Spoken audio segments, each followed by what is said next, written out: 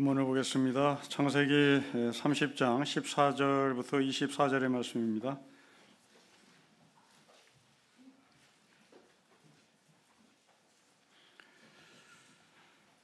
창세기 30장 14절부터 24절 말씀을 현재 교독하겠습니다. 밀 거둘 때에 르벤이 나가서 들에서 합 한 채를 얻어 그의 어머니 레아에게 드렸더니 라헬이 레아에게 이르되 언니의 아들의 합 한 채를 청구하노라.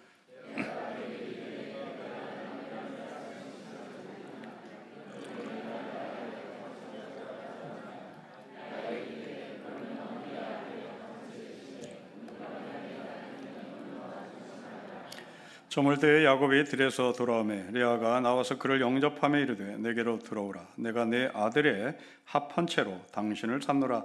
그 밤에 야곱이 그와 동침하였더라.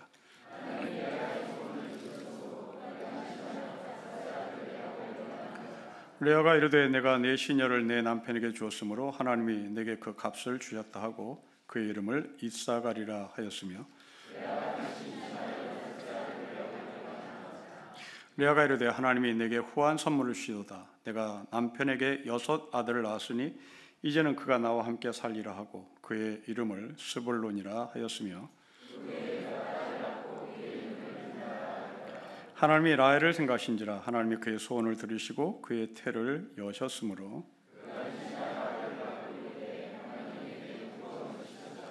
같이 읽겠습니다. 그 이름을 요셉이라 하니 여호와는 다시 다른 아들을 내게 더하시기를 원하노라 하였더라. 아멘.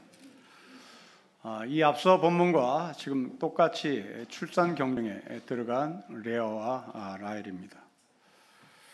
그런데 앞서 출산 경쟁하는 본문과 오늘 본문이 차이가 있다면, 오늘 본문은 레아의 큰아들 루벤이 출산 경쟁에 참여한다는 것이 독특합니다. 여기는 분명 하나님께서 우리에게 주시고자 하는 메시지가 담겨져 있겠죠. 지난주에 출산 경쟁을 벌인 라헬과 레아를 정리해 보면, 고대 시대에 아이를 많이 낳는다는 것은 노동력을 확보한다는 의미고, 그 노동력을 기반으로 돈을 많이 버는 부자가 된다는 이야기입니다. 그 중에서 딸보다는 아들을 선호합니다. 딸은 시집가면 끝나는 거니까요. 시집가면 끝나는 딸을 키워봐야 남 좋은 일 시키는 것이라 생각하기에 딸보다는 아들을 선호했던 것이 고대 시대의 아들에 대한 시선이었습니다. 하지만 또 하나 출산을 많이 해야 하는 이유가 있습니다. 그것은 영아 사망률이 많았기 때문입니다. 고대 시대에 태어난 아이들은 100일이 되기 전에 많이 죽습니다. 우리나라는 그래서 100일 잔치를 하는 것이죠. 감리교를 창시한 웨슬레라고 하는 목사를 우리는 알고 있습니다. 이 웨슬레 어머니가 수잔나라는 이름을 가진 분인데 총 19명을 낳습니다. 그런데 그 중에 19명이 죽습니다. 이 수잔나는 17세기의 여자입니다. 17세기에 19명을 낳았는데 그 중에 9명이 죽었다. 그건 50%가 죽은 겁니다. 저희 어머니도 6남매를 출생시켰다는데 바로 제 위에 형이 영아 사망으로 죽었다는 이야기를 들었습니다. 정리하자면 고대 시대의 출산이란 바로 노동력 그리고 부를 가져다주는 기반이 되는 겁니다. 지금 이 시대는 돈을 많이 벌려면 아이를 낳지 말아야 합니다. 우리 젊은이들이 아이를 낳지 않는 이유는 가난하게 사는 것이 무섭기 때문입니다. 고대 시대는 아이를 많이 낳아야 돈을 벌었고 부자가 됐지만, 지금 이 시대는 아이를 많이 낳으면 부자가 되기를 포기해야 하는 겁니다. 결국 돈입니다. 고대 시대나 지금이나 내가 아이를 많이 낳아서 부자가 된다면 지금 젊은이들은 앞을 다투어 아이를 낳겠죠. 지금 정부는 아이를 낳으라고 많은 프로그램을 강구하고 젊은이들에게 지원하지만 그것은 내가 부자가 될 수 있다라고 하는 확신, 증명, 힘을 주지 못하기 때문에 젊은이들은 정부의 정책에 별로 관심이 없습니다. 아이를 많이 낳으면 낳을수록 가난을 각오해야 되는 것이 이 시대의 현실 등으로 그렇습니다. 자, 이제 오늘 본문은 루벤이 라헬과 레아의 출생 경쟁에 참여를 합니다. 오늘 이야기는 크게 세 가지 이야기를 담고 있습니다. 루벤이라고 하는 큰아들이 어머니 레아에게 합한 채를 가져다 줍니다. 여기서 이 합한 채란 불임한 여인들에게 임신을 할 수 있다고 말하는 특효 약입니다. 당연히 비쌌겠죠. 둘째, 라헬은 그 합한 채를 동생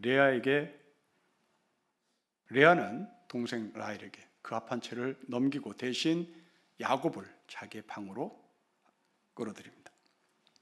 셋째, 레아가 아이를 낳고 라헬도 아이를 낳습니다.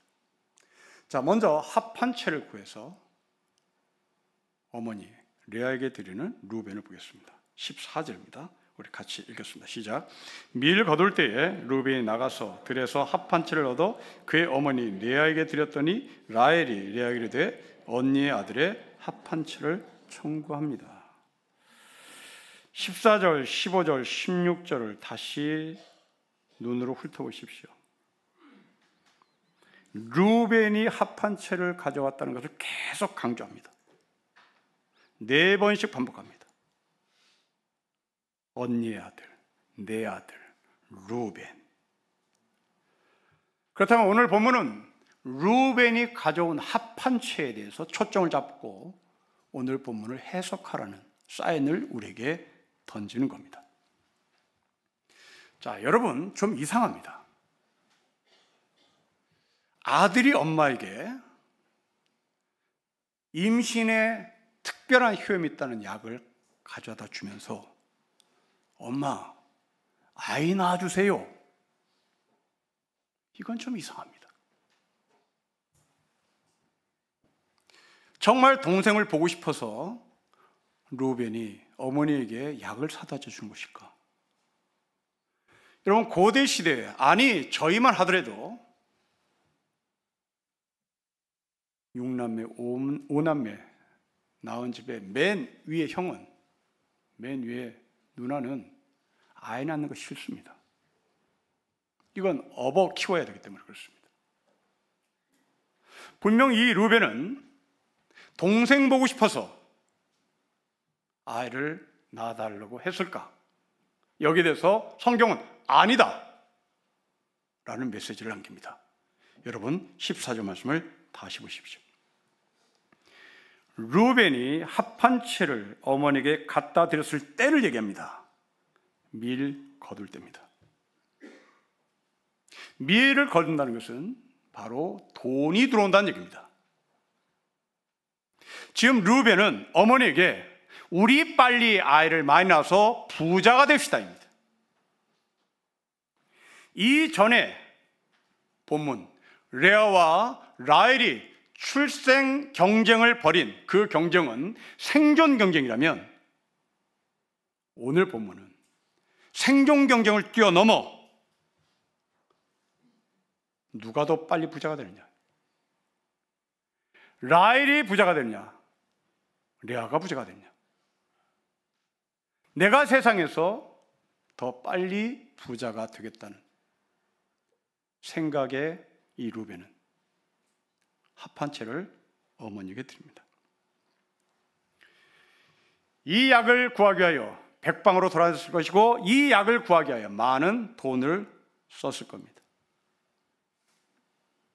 루벤은 그렇게 똑똑하고 열심이고 돈을 투자해서 부자가 되고 싶은 사람인 것이 분명하지만 안타깝게도 이 루벤은 하나님을 찾는 사람이 아니었습니다. 하나님을 의존하기보다 자기의 열심에 의존했고 자기의 돈의 투자에 의존했고 합판체라고 하는 신비한 약에 자신의 인생을 걸었습니다. 성도 여러분, 여러분들에게 합판체는 무엇입니까? 내가 이것만 가지면 부자 된다. 백방으로 뛰어다닌, 그리고 백방으로 뛰어다니며 구하고 싶은 그 합판체는 무엇입니까? 지금 이 시대는 과학의 만능 시대에 살고 있습니다. 그러나 그 과학이 발전하면 발전할수록 평안을 가져다 주고 편리를 가져다 줄 줄 알았는데 우리는 지금 거의 종말의 단계로 가고 있습니다. 르벤은 욕망의 사람입니다. 이 세상은 욕망을 채우기 위하여 합판체를 구하러 다니는 세상입니다. 이 욕망에 사로잡힌 사람은 사람을 사람으로 보는 것이 아니라 자기의 욕망을 채우기 위한 도구로 봅니다. 여러분, 르벤을 보십시오. 르벤은 어머니를 어머니로 보지 않습니다. 어머니를 출생의 도구로 봅니다. 어머니가 아이를 많이 낳으면 추수 때에 마름을 부르지 않고 일당을 주지 않아도 내 동생을 부려먹어 부자가 될 수 있기 때문에 그렇습니다. 여러분, 이것은 어머니를 모독하는 것을 뛰어넘어 결국 하나님을 모독하는 것이죠. 시편 33편은 우리에게 말씀합니다. 군대가 많다고 해서 왕이 나를 구하는 것도 아니며 힘이 세다고 해서 용사가 제 목숨을 건지는 것이 아니다. 나라를 구하는 데는 군마가 필요한 것이 아니다. 목숨을 건지는 데는 많은 군대가 필요한 것이 아니다. 하나님은 여호와를 경외하는 자, 그의 인자하심을 바라는 자를 살리신다. 여러분들이 남들보다 빨리 부자가 되고 싶지요? 남들보다 한 명 더 출생시켜 그를 통하여 돈을 벌게 하고 싶을 것입니다. 돈이 돈을 낳고 권력이 권력을 낳는다 라고 생각한다면 여러분들은 지금 합판체를 구하러 다니는 르벤의 삶입니다. 정말 똑똑한 사람이었습니다. 그리고 이치에도 밝았습니다. 정보도 많았습니다. 어느 누구도 구할 수 없는 합판체를 구할 수 있는 정보력, 열심, 투자할 수 있는 자금 다 들고 있었습니다. 그러면 이 르벤이 갖고 있었던 합판체가 대체 제대로 기능을 발휘했는지 발휘하지 못했는지를 보겠습니다. 여러분, 14절, 15절을 다시 보십시오. 밀을 거둘 때 르벤이 나가서 들에서 합판체를 얻어 그의 어머니 레아에게 들었더니 라헬이 레아에게 이르되 언니의 아들의 합판체를 청구하노라. 레아가 그에게 이르되 너가 내 남편을 빼앗은 것이 작은 일이냐? 그런데 너가 내 아들의 합판체도 빼앗고자 하느냐? 라헬이 이르되 그러면 언니의 아들의 합판체 대신에 오늘 밤 내 남편이 언니 집에 동침하게 할게. 그러자 결과가 나타났습니다. 16절, 17절 읽겠습니다. 시작. 저물 때에 야곱이 돌아와서 들에서 돌아오매 레아가 나와서 그를 영접하여 이르되 내게로 들어오라. 내가 내 아들의 합판체로 당신을 샀노라. 그 밤에 야곱이 그와 동침하였더라. 하나님이 레아의 소원을 들으셨으므로 그가 임신하여 5째 아들을 야곱에게 낳았습니다.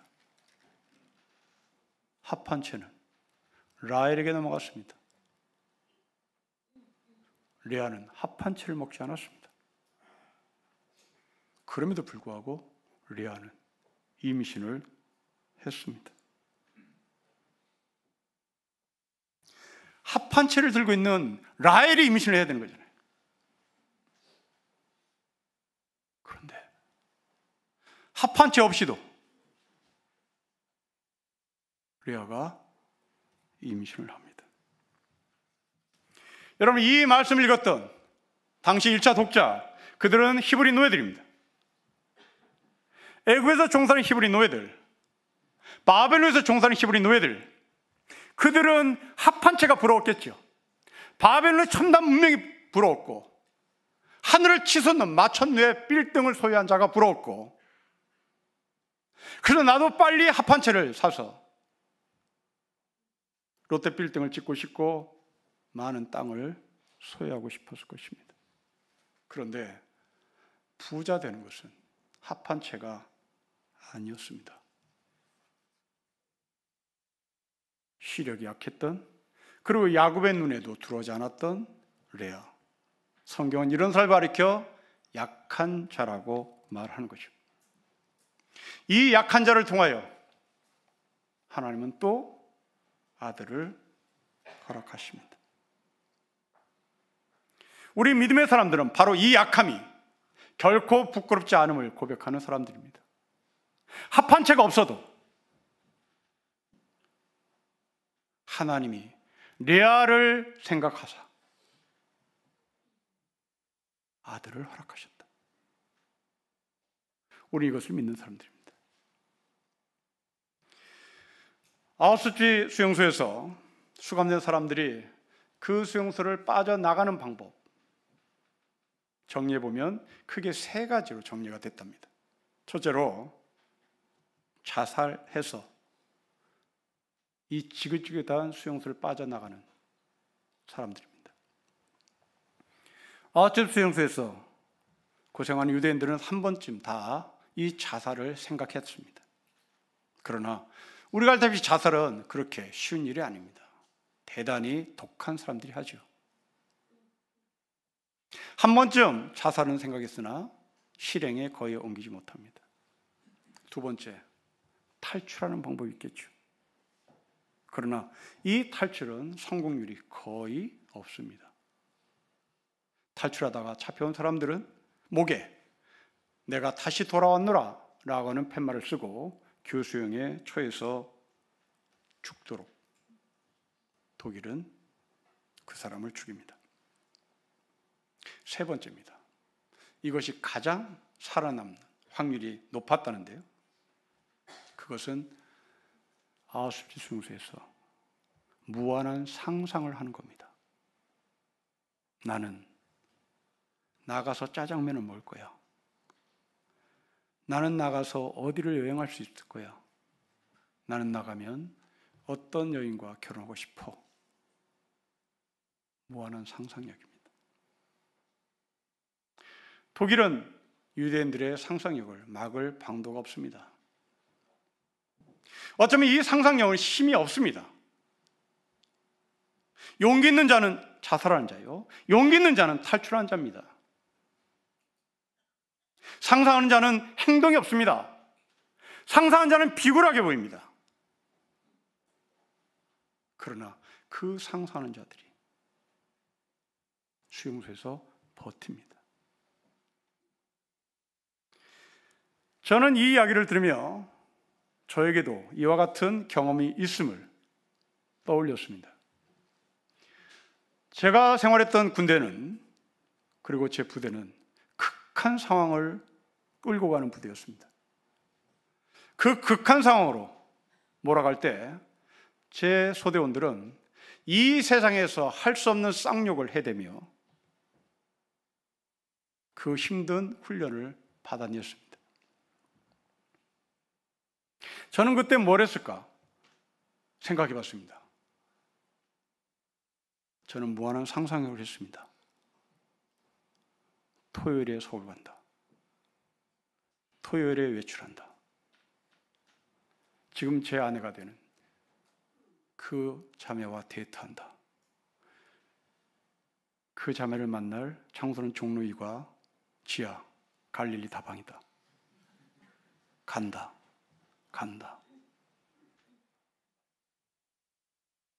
아마도 쌍욕을 하며 그 극한 시간을 보낸 친구들, 그들은 사회에 나와서도 그 트라우마가 세상을 향해서 쌍욕을 해야 되겠죠.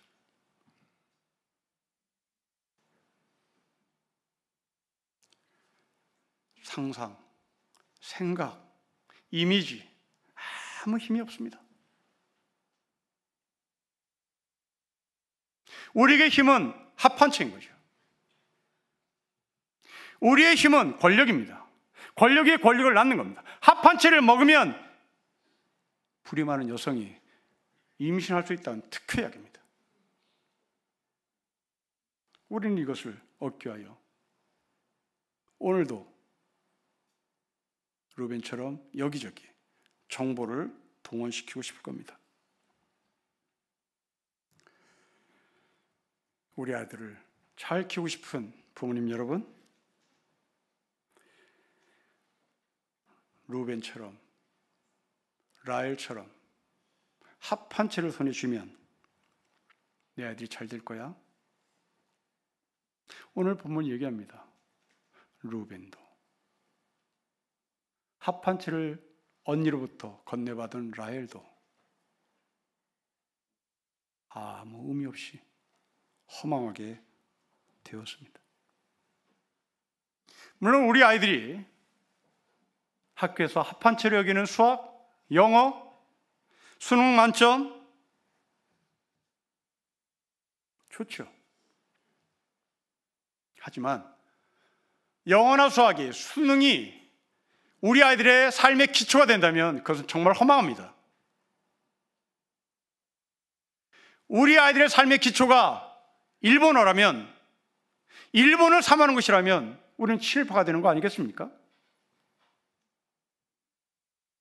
그렇게 일본이 공격해 들어오면 우리는 바짝 엎드려 형님 하는 거 아니겠어요? 그것은 삶의 도구일 뿐, 영어와 수학이 수능 점수가 우리 아이들의 기초가 될 수는 없습니다. 우리의 삶의 기초는 하나님을 경외하는 법을 배워야 되겠죠. 평화를 노래하는 한 집사님이 쓴 책에 좋은 글귀가 있어서 여러분에게 소개를 드립니다. 테크놀로지가 아무리 앞선다 해도 나무 한 그릇만 못한 것이요, 호사한 샹들리에보다 잠잠한 촛불 앞에서의 기도가 더 깊은 것입니다. 대리석으로 저택을 두른다고 권위가 단단해진 것도 아니죠. 교회 첨탑의 높이가 높다고 해서 하늘과 가까워질 수는 없는 노릇입니다. 수없는 세월을 달려와 우리 앞에 보이는 별빛을 알았다면 눈앞에 보이는 욕망의 불을 향해 달리는 사람과 그런 종교는 그만 걸음을 멈추어야 합니다. 여러분들이 합 한 채를 얻게 하여 열심히 따라다닌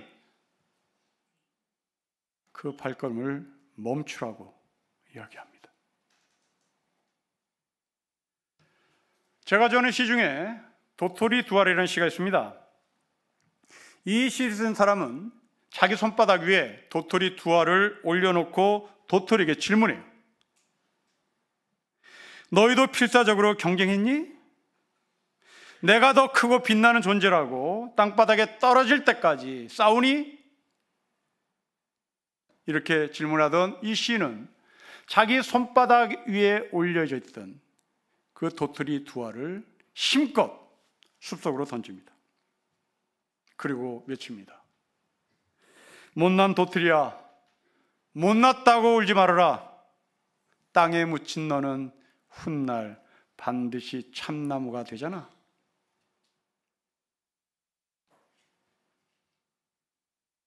도토리가 잘생겼느냐 못생겼느냐 기준이 아니라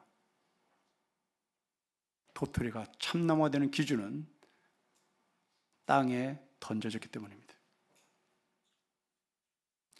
도토리가 손 위에 있어야 아무 소용없는 겁니다. 도토리가 참나무가 되는 유일한 길은 손바닥 위에 올라가 있는 것이 아니라 숲속 깊숙이 내 던져져야 하는 겁니다. 그러면 우리의 기초가 어디에 있어야 되는지 답이 나왔습니다. 우리의 기초는 땅에 되는 겁니다.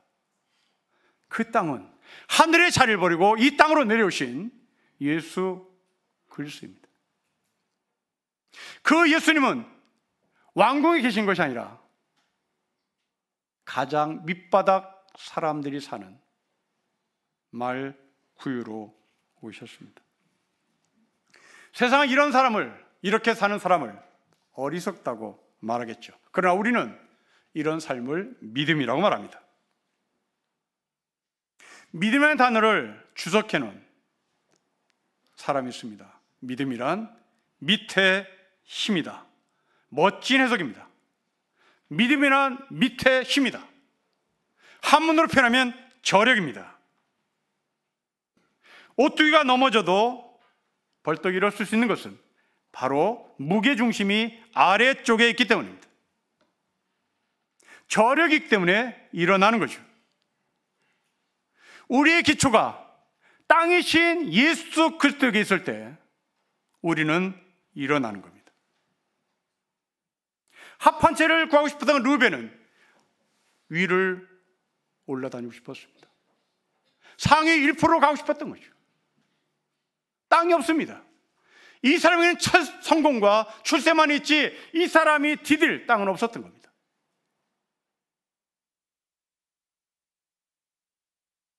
우리가 디딜 땅,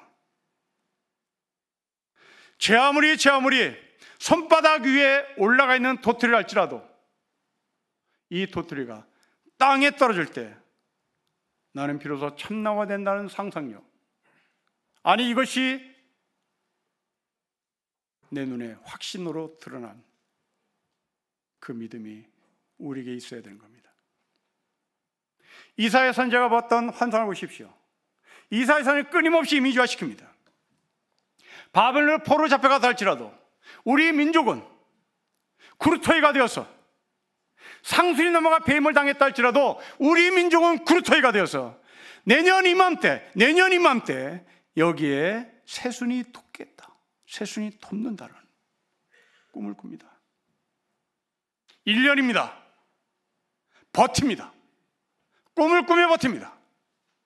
상순이 넘어가 배임을 당해도 밑동아리에서 새순이 돋는다는, 그 새순이 돋는 근거는 무엇입니까? 바로 상순이 나무가 배임을 당했지만 그 뿌리는 땅에 박혀있기 때문입니다. 여러분들이 잘리고 또 잘렸다 할지라도 우리의 뿌리가 땅에 있다면 우리는 사는 겁니다. 여러분의 삶을 손바닥 위에 올려놓고 고공행진하는 것을 행복이라고 생각하지 마십시오. 손바닥에 올려놓고 그 도토리가 미국 여행하고 유럽 여행하는 것을 행복이라고 말하지 마십시오. 도토리는 뿌리를 내려야 되는 겁니다. 뿌리를 내리기 위해서는 땅으로 가야 하는 겁니다. 우리는 부평처럼 사는 인생 아닙니다. 뿌리 있는 삶을 사는 겁니다. 레아는 정말 시력이 약했던 여자였습니다. 신체적인 이런 외모로 말미암아 야곱의 눈에도 들어오지 못한 사람이었습니다. 그럼에도 불구하고 레아는 라헬보다 먼저 아이를 낳습니다. 합한 채가 없이도 아이를 낳습니다. 그런데 그 중에 눈에 들어오는 아이 한 사람이 있습니다. 여러분 21절 보십시오. 우리 같이 읽겠습니다. 시작. 그 후에 그가 딸을 낳고 그 이름을 디나라고 했습니다. 우리는 이 딸을 이해하려면 21절만 읽어서는 안 됩니다. 19절, 20절을 보십시오. 제가 읽어보겠습니다. 레아가 다시 임신하여 6째 아들을 야곱에게 낳은지라. 레아가 이르되 하나님이 내게 후한 선물을 주셨도다. 내가 남편에게 6 아들 낳았으니 이제는 그가 나와 함께 살리라. 그의 이름을 스불론. 19절과 20절을 반복하는 표현 보십시오. 6째 아들입니다. 6째 아들입니다. 오늘 본문 전반부에서는 합한 채를 구한 루벤, 합한 채를 구한 루벤을 4번씩 반복하더니 이제 디나에게 와서는 디나의 오빠가 6번째 아들이었다를 반복합니다. 그렇다면 디나는 7번째 자녀라는 얘기입니다. 그 7번째 자녀가 아들이 아니라 딸입니다. 이후로 레아는 더 이상 아이를 낳지 않습니다. 하나님의 관점에서 보면 레아의 태를 닫았다는 얘기입니다. 여러분, 왜 하나님은 7째 자녀를, 딸을 주셨을까요? 이것은 대단히 중요합니다. 히브리 사람들은 7이라는 숫자를 창조의 완성으로 봅니다.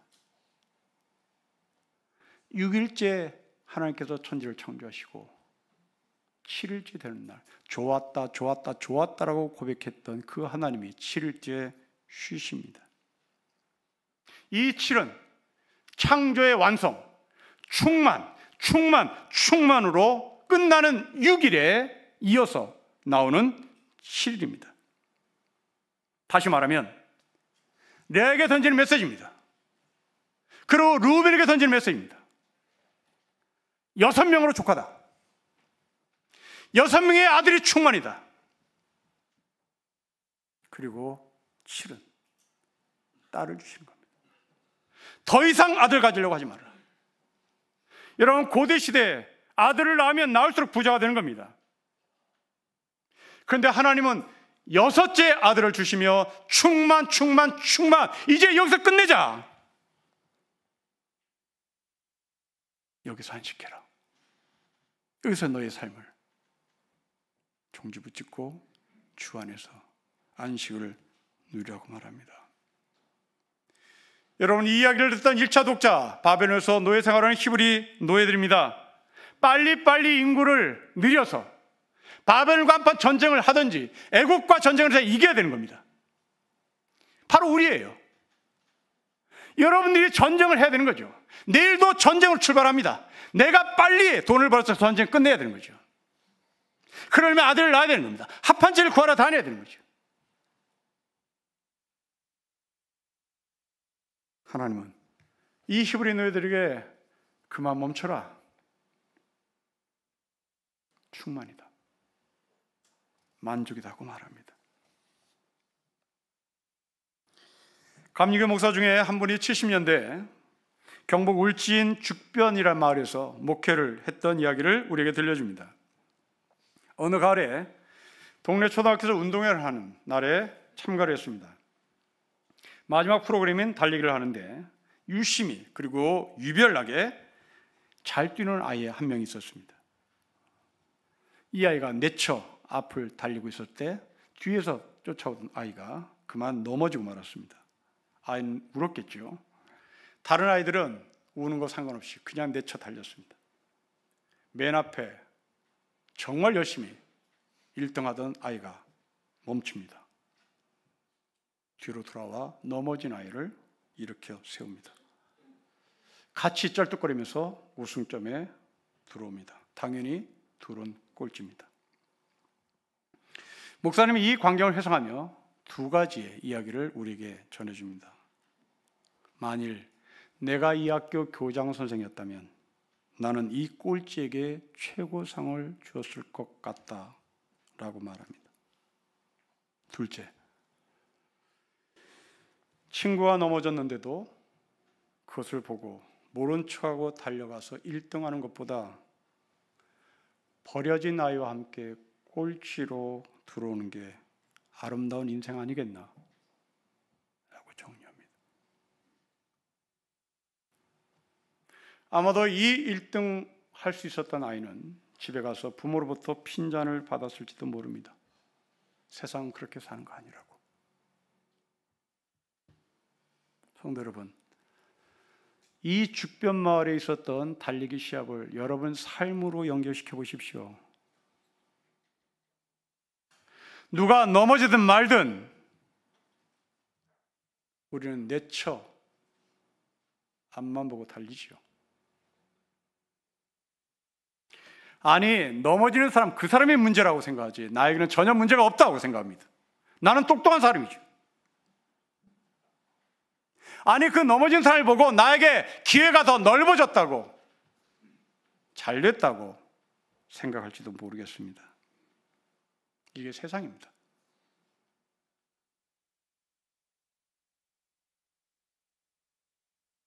부모 잘 만나는 것도 실력이라고.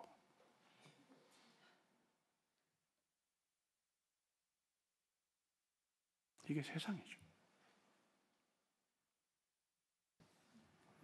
우리는 이 세상 속에서 합한 채를 얻기 위하여 달려가고 또 달려갑니다. 그럼 어쩌죠? 그 합한 채는 아이를 못 낳아요. 그 합한 채는 여러분에게 돈을 가져다 주지 못한다고요.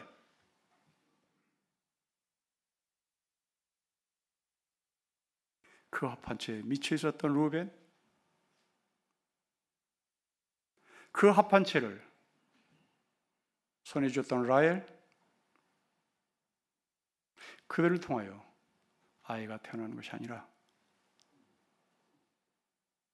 레아를 통하여 아이를 출생시킵니다. 그리고 7째 딸을 주시며 레아야, 신령교 성도야, 만족해라. 그것에 감사해라. 아니, 그것을 감사하지 못할 것 같아. 하나님은 레아의 몸을 닫게 하신 것 같습니다. 아마도 여러분들의 사업이 무너진 이유는 7번째 아이도 아들을 낳고 싶어서 그랬을지도 모르겠습니다.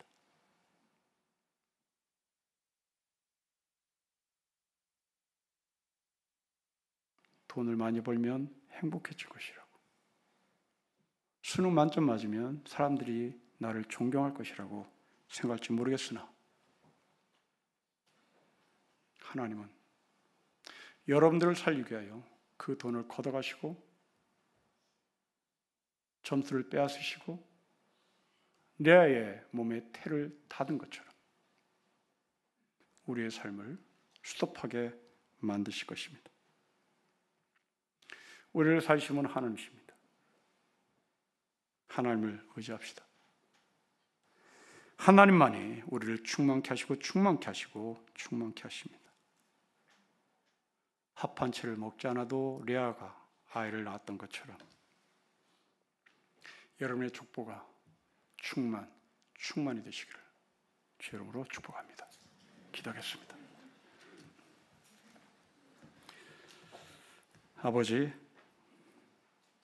7째 아이도 아들이었으면 좋았을 것. 그래서 돈을 많이 벌 수 있는 기초가 되었으면 좋았을 것. 딸로 마감합니다. 첫째 날부터 6째 날이 좋았기 때문입니다. 우리의 삶이 레아의 족보로 만족하게 하옵소서. 주 예수 그리스도의 이름으로 기도합니다. 아멘.